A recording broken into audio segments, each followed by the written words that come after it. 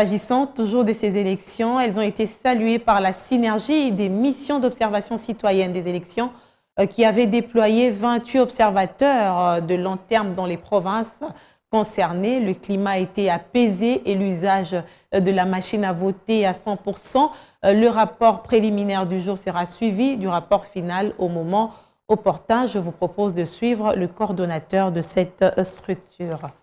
À suffrage universel, où l'on peut s'attendre à divers types d'événements.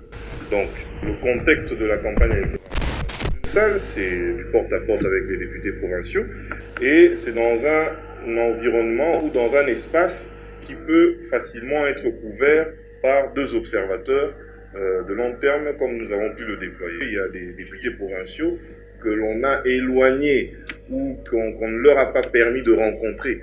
Mais comment nous, on peut apprécier ça dans le cadre d'une campagne électorale, par exemple, qui est censée se dérouler durant 2 jours dans une salle où chaque candidat a eu la possibilité de s'exprimer devant ses députés.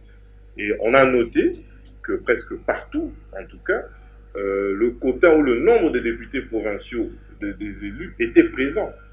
Donc, tout candidat a pu s'exprimer devant tous les députés, et les députés se sont exprimés librement. Maintenant, ces injonctions ou ces intimidations, il nous sera difficile de les prouver. Peut-être que ces candidats-là, vous aurez l'occasion de les rencontrer, ils seront en mesure de vous donner d'amples détails que nous disposons.